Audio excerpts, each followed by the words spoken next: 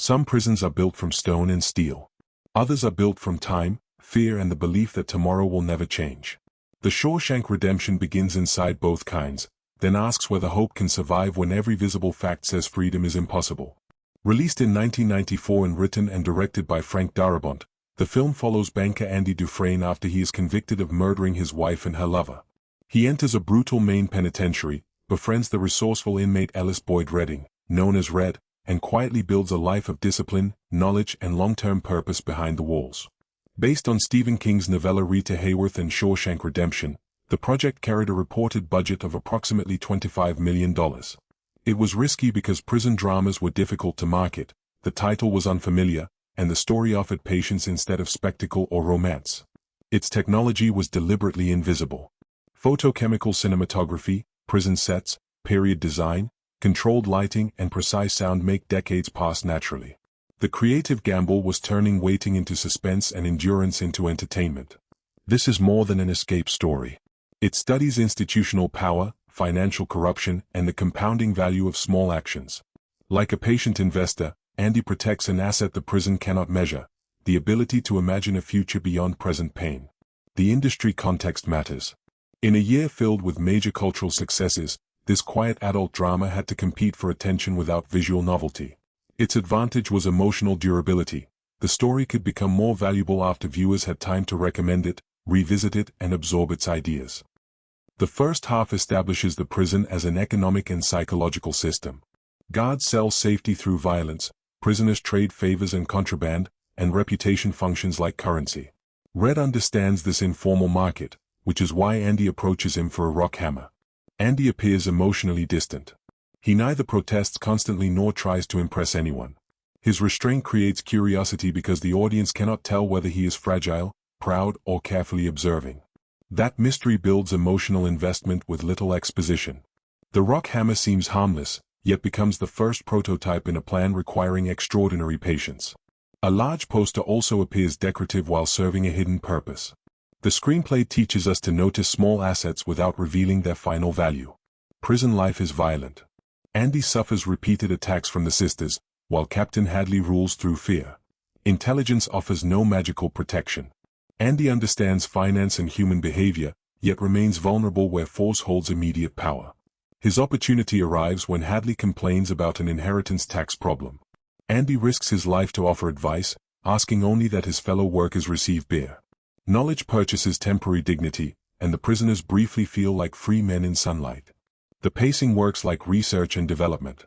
Each request, conversation, and favor tests what the prison will permit. Andy does not begin with a complete visible victory. He gathers information, builds relationships, and learns which rules are official, which are negotiable, and which are enforced only through fear. The second half shows Andy converting usefulness into influence. He improves the library, helps inmates earn qualifications, and becomes valuable to Warden Norton.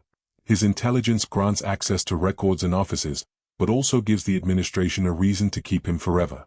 Norton uses prison labor and hidden accounts to build a corrupt business. Andy creates Randall Stevens, a paper identity that protects the scheme. The system strengthening the warden also creates the architecture of his destruction. Tommy brings evidence that may prove Andy's innocence. Legal freedom finally appears possible, but Norton arranges Tommy's death and sends Andy to solitary confinement. The institution will not correct itself because corruption has become more profitable than justice.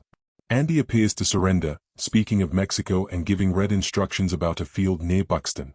The audience fears suicide because hope has been repeatedly punished. Instead, morning reveals an empty cell, a torn poster, and a tunnel hidden for nearly 2 decades.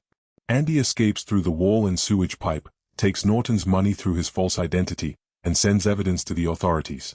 Red is later paroled and follows his instructions.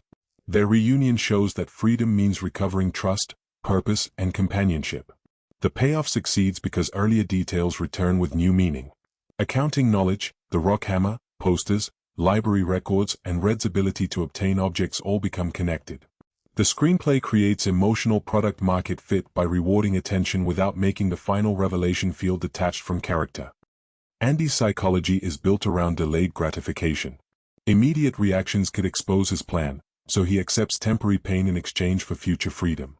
It is the discipline required by any strategy whose value compounds slowly. Red calls hope dangerous because expectation increases suffering when control is absent. This reflects loss aversion. Expecting nothing feels safer than risking disappointment. Prison has trained him to minimize emotional exposure rather than maximize possibility. Brooks demonstrates institutionalization. After decades inside, prison rules feel safer than open choices. Freedom creates loneliness and lost identity, showing that removing physical walls does not remove the psychological structure they built. Norton displays moral licensing, using religious language to make profitable decisions appear righteous.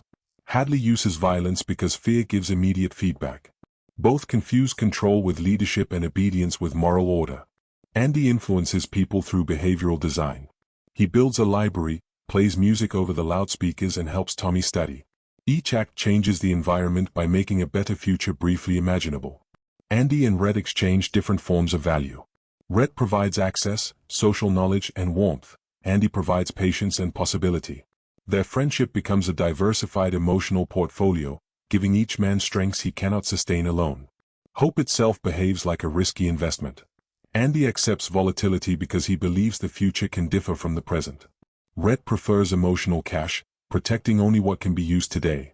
Their development shows that survival needs caution, but meaningful freedom also requires exposure to uncertainty. The reported budget was approximately $25 million. The film earned about $16 million during its first domestic run and appeared commercially disappointing. Re-releases lifted North America to roughly $28 million, while widely reported worldwide estimates eventually reached around $73 million. These figures are not pure profit. Cinemas retain ticket revenue, while the studio pays for marketing, distribution, financing, and overhead. A gross above the production budget may still fail to create immediate positive EBITDA. The larger financial story developed after theaters. Word of mouth, 7 Oscar nominations and a major home video release created a second market life.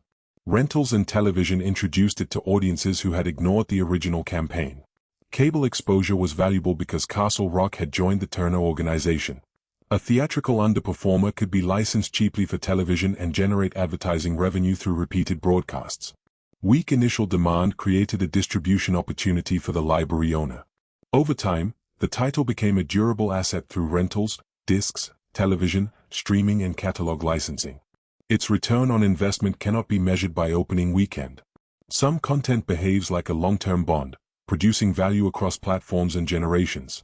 A conventional opening weekend model would have judged the investment too early. The film instead benefited from long-tail economics. Once production costs were fixed, every new rental, broadcast and license could contribute additional margin. Reputation became a form of accumulated capital, lowering the marketing cost of future reissues. Created before digital cinematography became standard, the film was captured on motion picture negative.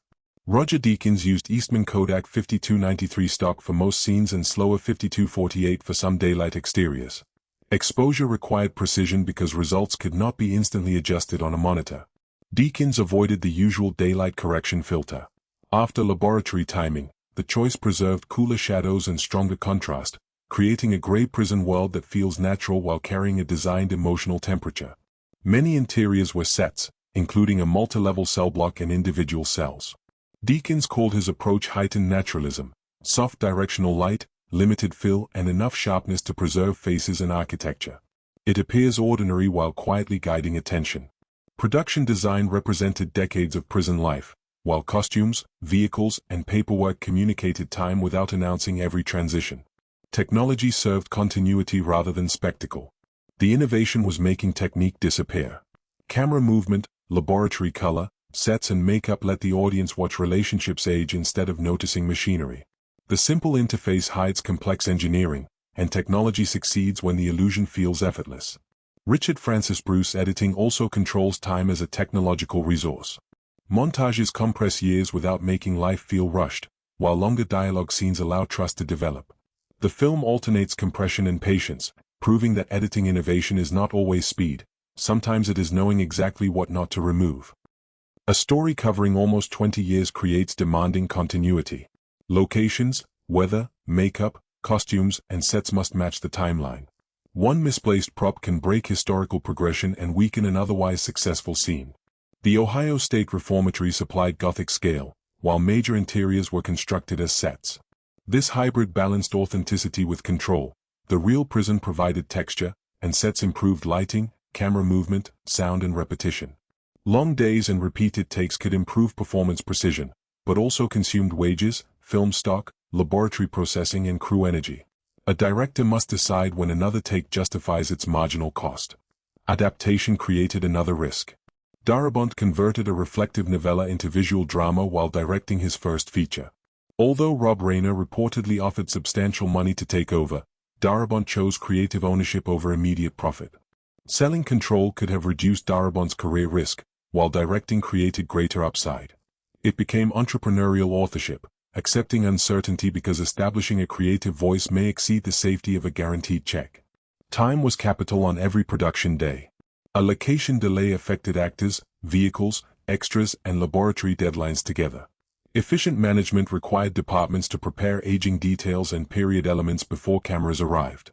The calm visible on screen depended on a schedule capable of coordinating thousands of invisible decisions. The prison is fictional but draws on recognizable features of mid-century imprisonment: rigid hierarchy, forced labor, violence, solitary confinement, and difficulty returning to society. It condenses these realities rather than documenting one institution. Its portrayal of institutionalization is credible. Decades in a controlled environment can weaken independent decision-making.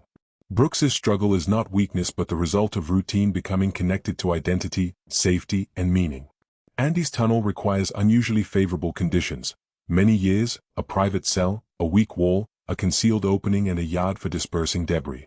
The plan depends on secrecy, repetition, and the guard's assumption that nothing is happening. Details are simplified.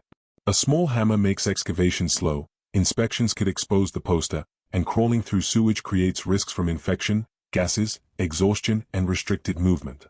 The corruption is realistic in principle but simplified operationally. Shell identities and false invoices can hide value, though audits and banking controls create detection points. The earlier setting and Andy's expertise make the scheme understandable.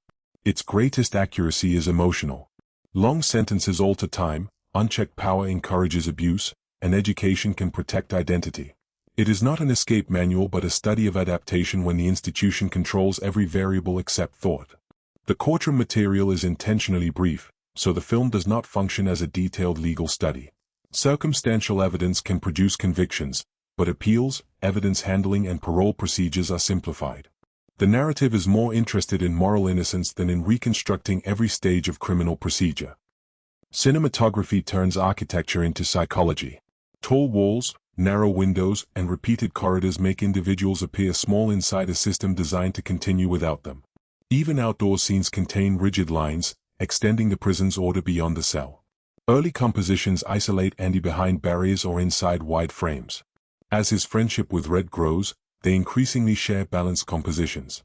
Visual proximity becomes evidence of trust before either man explains it. Color charts the emotional journey. Prison interiors carry cool grays and controlled contrast. Sunlight on the roof, the Buxton field and the Blue Coast feel powerful because viewers have lived inside restricted color and space. Slow movement and stable framing let performances develop, while close-ups reveal changes in confidence and fear. This restraint creates visual ROI. One look from Red can communicate what a speech would over-explain. The escape changes the visual language. Darkness and confined movement give way to Andy standing open-armed in rain. The iconic composition converts physical release into spiritual rebirth. Deakins received Academy and ASC recognition. His achievement is narrative engineering. Lighting and framing move from containment toward possibility, making hope visible without turning it into a special effect. Repetition is another visual tool.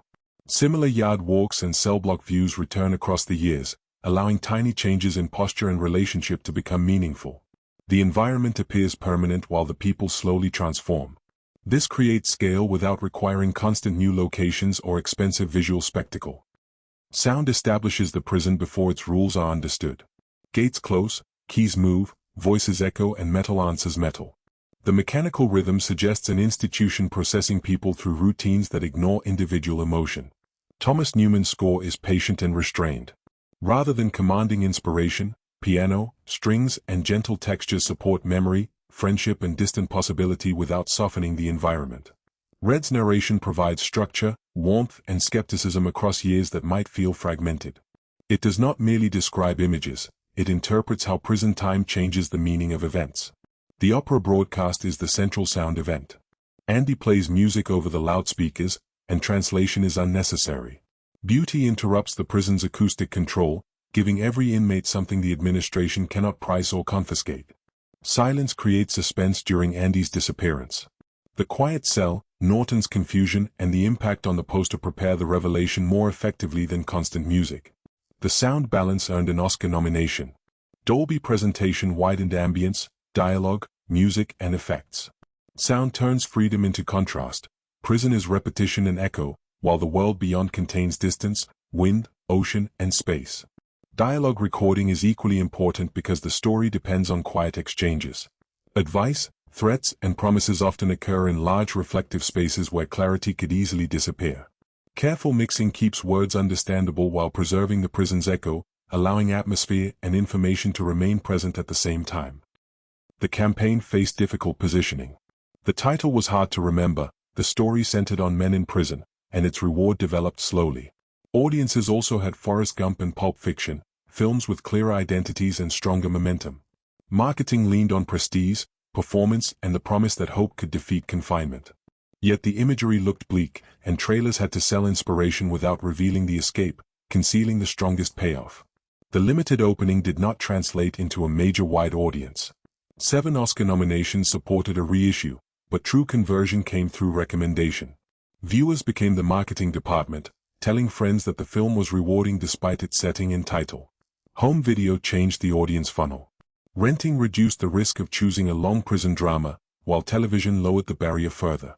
A viewer could discover one scene and later return for the full story. In modern analytics language, theaters produced weak conversion, reviews created trust, rentals increased trial, cable increased frequency, and word of mouth built retention. Distribution kept giving the product new opportunities to find its audience. The title eventually changed from a liability into a distinctive brand. Once audiences understood the story, its unusual name improved recall because no competing product sounded similar. Marketing value can therefore reverse over time.